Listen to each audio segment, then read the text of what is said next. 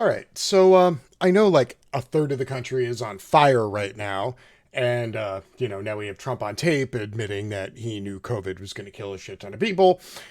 And that is taking up most of the oxygen in the room when we talk about news. So I thought I would shift gears and take a look at a building problem that has been flying under the radar now for the better part of 2 decades. First responders. Now, if you're not familiar with the term, first responders is an overarching term for all the different people that work for the state or state apparatus who can actually be licensed by the state to assist aid. And this includes fire department, this includes police, this includes EMTs, it includes sanitation workers, and city DOT workers. Now, all of this ultimately goes back to 9/11. 9/11 was really when the term sort of became like a concrete term that then started getting written into legislation. Prior to 9/11, they're just, news stories. You would say police are responded to a fire at blah, blah, blah, or the police responded to a 911 call. So it's really where the term first responder was born, but it became codified after 9/11. Now, for the last 20 years or so, federal funding, state funding, local funding for police has continued to rapidly increase, while people's overall happiness with the job that police are doing in the country continues to go downhill. And what's happened is that, especially in recent years, the police have seized upon a marketing opportunity, bringing back a classic. And that would be by no longer calling themselves the police, but consistently referring to themselves as first responders, so that it's a larger pile, and therefore you can't shit on first responders the way they feel that people shit on the police. So let me show you. I actually caught a meme. Of course, there's always a meme. And that's what got me on this tip. This is a scary time out there for all. Just note those same cops and firefighters you wanted to fund have been working without a break to protect you and your family, regardless of your race, creed, orientation, etc. Whoa, whoa, whoa, whoa, whoa, time out. Whoa. Who the fuck is calling for firefighters to get defunded? Have you heard anybody yelling, defund the fire department? No. This is like taking the first responder trope and putting it on steroids. Because it's always, people will fly like a thin blue line flag, and then underneath it they'll write, the way America treats its first responders are atrocious, and it'll be on a blue line flag. And it's like, oh, okay, so you're talking about the police, but you're calling them first responders so that they get to glom off of all the goodwill that EMTs and people who work for fire and rescue have engendered over the last 2 decades, pulling people out of burning buildings and, saving people dying in the streets. And so the police just glom on it. And, oh, yeah, we're all first responders. Yeah. Well, of course they're going to do that. I mean, have you ever heard anybody write a fucking song called Fuck the Fire Department? No. Have you ever heard anybody, rap out the lyrics 187 on a motherfucking EMT? No. Those things don't happen. People only take issue with the police. So what do the police do?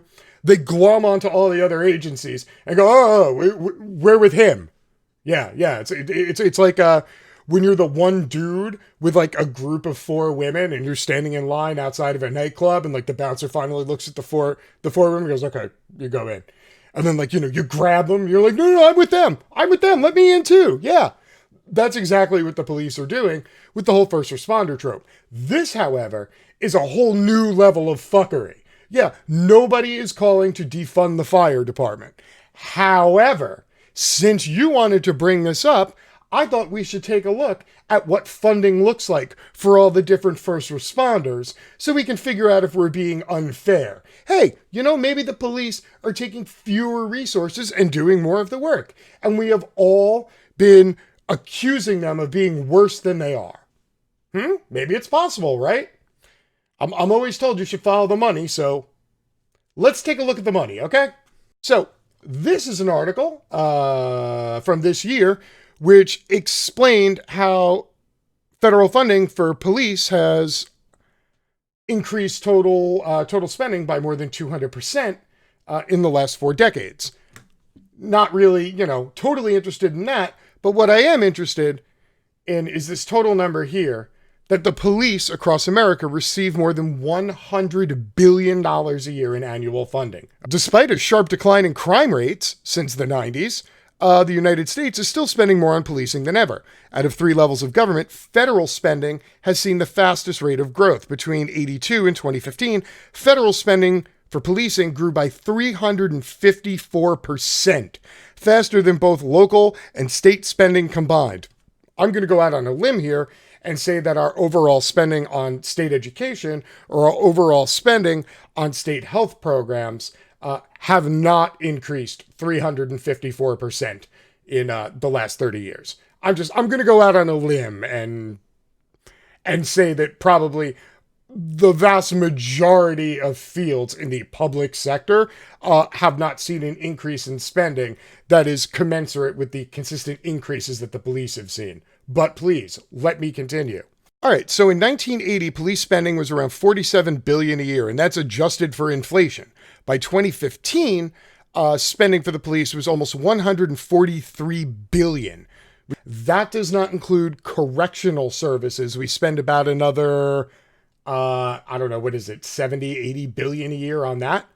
So the whole thing comes to, let's call it 2.25, okay? Maybe 250, okay? Let's round it off. And between corrections and police at local, state, federal level, $250 billion a year. Now, to put that in perspective, the overwhelming majority of funding for the fire department comes in federal grants that get written to the state. The state then spreads the grants out to different departments, honors different requests. If you add all those numbers up, I actually did the math over here. This is roughly $5 billion a year, $5.2 billion. That's roughly how much money gets spent on fire. Because again, the vast majority of fire departments, that money comes from federal funds and grants. It gets trickled down. Most firefighters are volunteer firefighters, are only paid a limited salary, one or the other. So it's a huge disparity in the funding. Again, police, $143 billion, 250 if you include prisons and incarceration. So 250 billion versus 5 billion for fire. So that is a ridiculous statistic. Now, this is also where I'm going to remind you there are approximately 900,000 police and approximately 1.2 million firefighters. So there are more firefighters than there are police. There are more fire departments than there are police departments, yet fire departments get $5 billion a year, while the police and correctional get $250 billion. Now, all the federal policing apparatus gets funded through the DOJ. Let's see, what is the DOJ annual budget? $31.7 billion. So let's do this math again. Fire departments, $5 billion. Federal policing, $31 billion. State, local, and federal police funding, $250 billion. So what you see here is what we like to refer to as propaganda, where the police want you to believe that they have the hardest job, that they are the most underpaid, that they work the most hours, that they're sacrificing the most, to keep Americans safe. Yet, the vast majority of EMTs make $20 an hour or under. Most people who work in a fire department are volunteer and only get partial funding from the federal government. And yet, the police eat up 10,000% more funding than fire rescue or EMTs. So the next time you see a police department on social media or a cop apologist trying to lump everybody together and go, "Oh, you commie libtards, you're horrible. You have no respect for first responders," just remind them nobody ever wrote a song called "Fuck the Fire Department." Okay? Cool.